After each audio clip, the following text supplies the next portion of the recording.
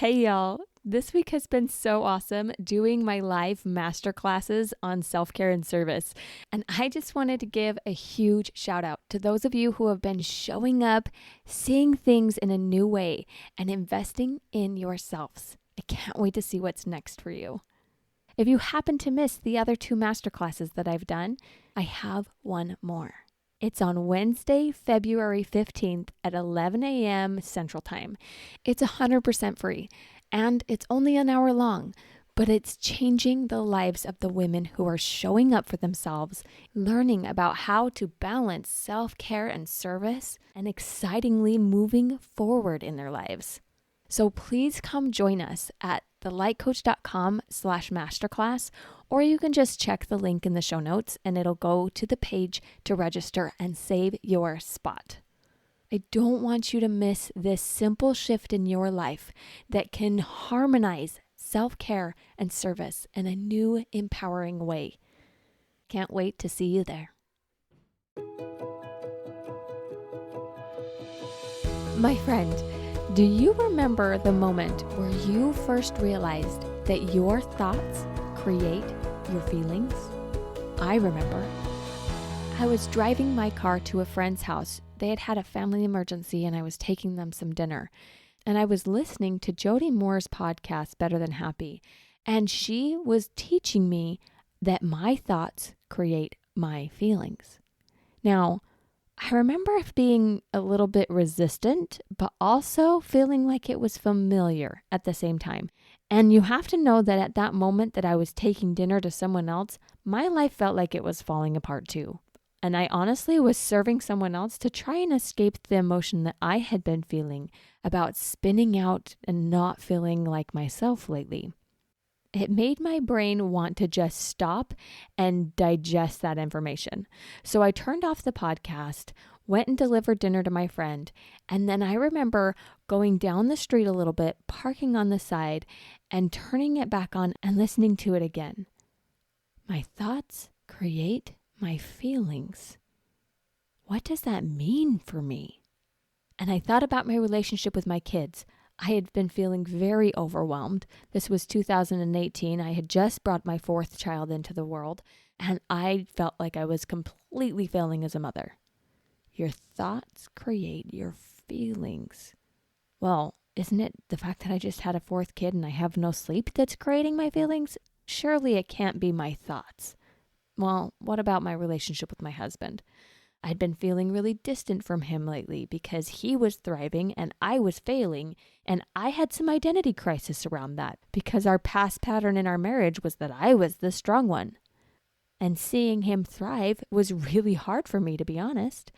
And I thought, well, I could see a little bit how the way I'm thinking about my husband is making me feel insecure.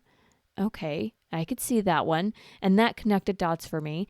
And I thought about my relationship with a friend that I had at the time, where we had been trying to reconcile our relationship for months, and I just felt so hurt and abandoned and judged.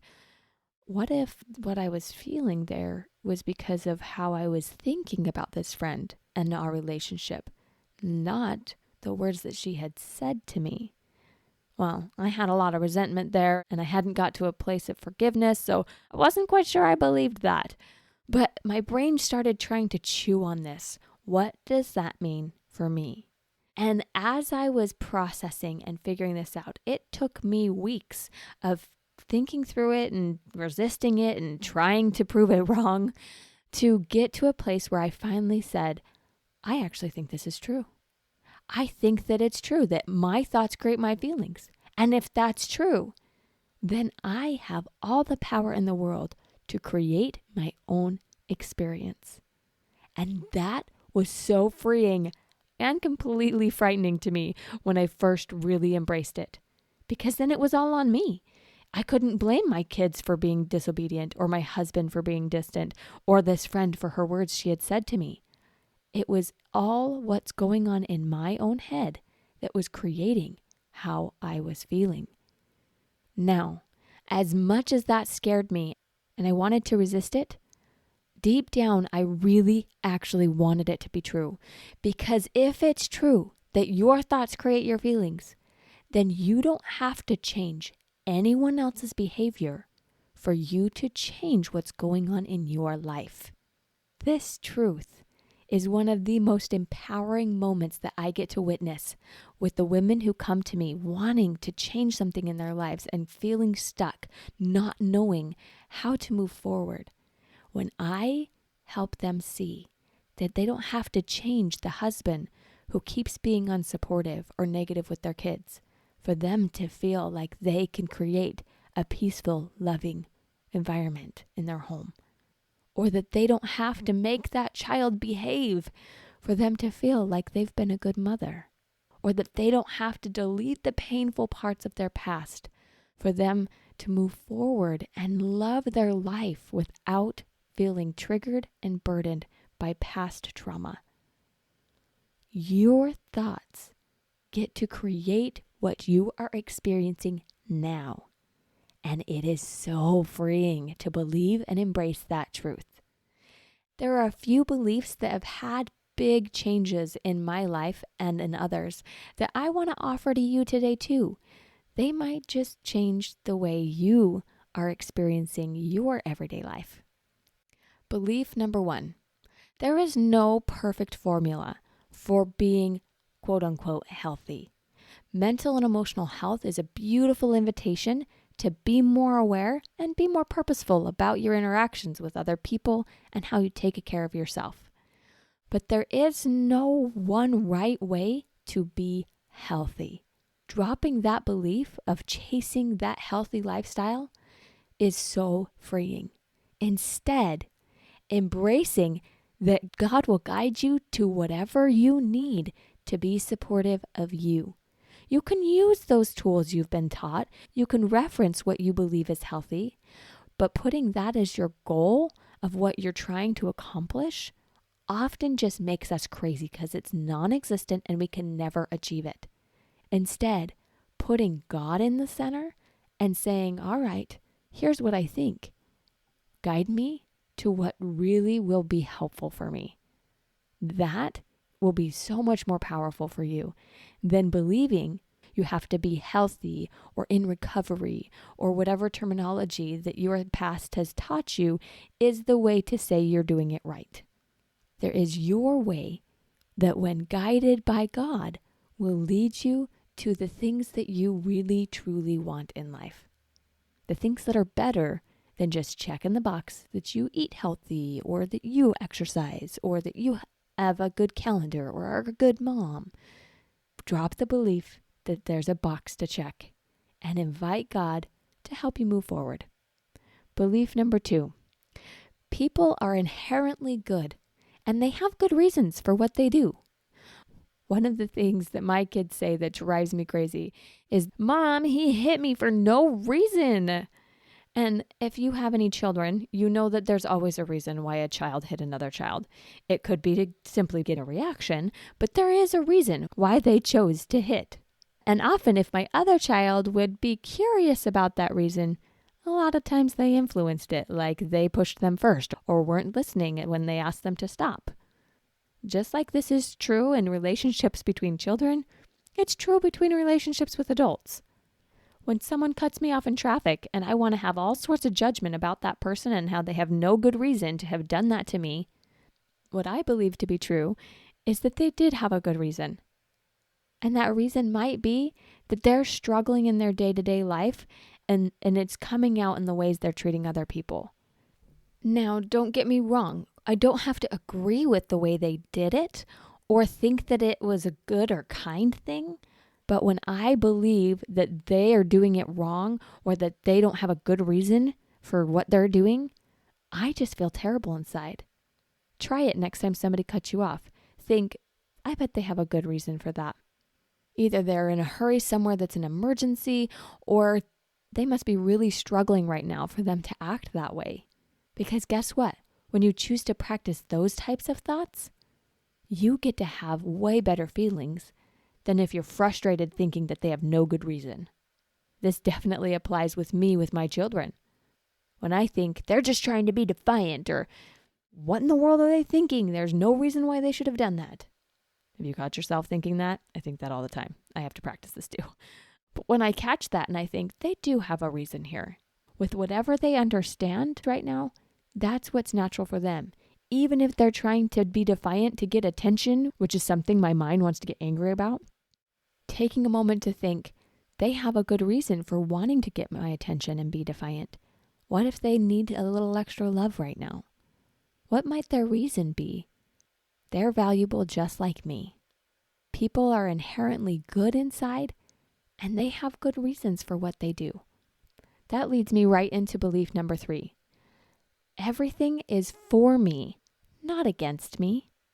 Sometimes I think about time this way, where it's like, everything is getting in my way. It's all against me. Or my husband isn't doing things to help me. He's doing things that feel like it's making things harder. Or I'm driving down the road and I hit traffic. And I'm like, of course we would have traffic when I'm already late. Those are chances for me to practice the belief that everything is for me, not against me. That if it's something I don't like, it's for my learning and my growth. We live in a fallen world, and things just happen sometimes that don't go the way that we want them to. Even things that are terribly damaging and frustrating. But what we believe about them changes how we experience them. And I believe in a God that wants to give me good things, and he looks for every reason to bless me. He doesn't orchestrate the bad, but he can make beauty from ashes. That all things work for the good of those who love God. And that this world and the experience here was created for me. Believing that helps me have more gratitude for the good and see purpose in the struggle. And this is not everything's about me, like I'm all selfish, but it's that everything that I experience in this world can be for my good. That God is going to do everything he can to take the fallen world that I live in and help it be for me. That's a belief I choose to practice, and it helps me feel more willing to go through the ups and downs. Which leads me to another belief that I have, belief number 4. Life is 50-50. Everything in the world that I see has a balance, a positive, a negative, an up, a down, struggle, and success. This is the way that the world around us keeps on functioning. If you just look in nature, that balance is everywhere. So of course, my life is designed to also have that balance. 50% up, 50% down. 50% success, 50% struggle. And it's okay that I have that 50-50. And when I choose to embrace that, then I don't get so mad at myself when I have a hard day. Because I'm not expecting myself to be 100% positive and successful all the time. I'm like, about half the time, I'm going to struggle, and that's okay. It's meant to be that way. That struggle is for me. Because here's the truth. When you believe it's supposed to be 80% positive and 20% negative, whenever it's negative, you're going to feel gypped about that negative and make more negative energy, and then you tip the scale the other way. Instead, embracing the parts that I've labeled as negative gives me a chance to learn from them, which is a negative hack, because then you get a positive about whatever the negative is.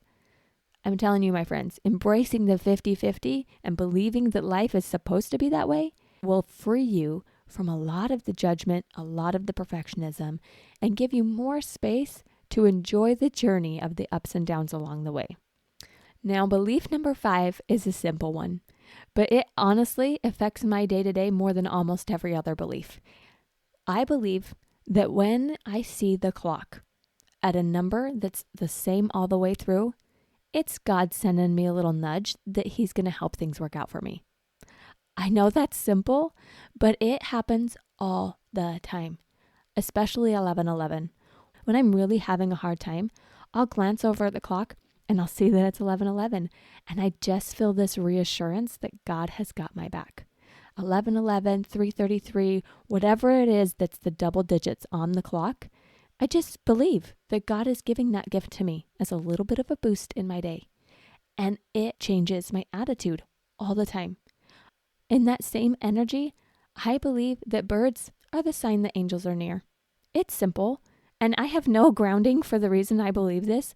I just chose to believe one day that when blue jays come around, it's a sign that my sweet cousin who passed away with cancer is trying to say hi to me. And can I tell you what? I see blue jays all the time, and it always lightens up my day, feeling closer to heaven. And that's just something I choose to believe, that God is giving me little signs throughout my day, like numbers on a clock or birds in the sky, to give me the reassurance that He's there, He cares about the little things, and He's going to help things work out for me. Whether it's up or down for me to learn or grow or succeed, it's all for me. Because I'm inherently good, and there are good reasons for the things that happen in my life. You see how they all tie together? This one big belief that life is good. God is on my side, and my ups and downs are okay. These are things that I believe. And remember, thoughts lead to your feelings, which drive your actions and create the life that you are living right now. What beliefs are you practicing in your life? There might be some you want to let go of, and others that you might want to practice. Maybe there's one that I shared that really resonates with you that you can practice believing too. Practice believing something new today. It might be more powerful than you even think, because you are a creator. Go create something amazing today, my friend. Have a blessed day. Are you getting my TLC Tuesday emails? They are filled with tips, insights, and invitations to help you add light to your life.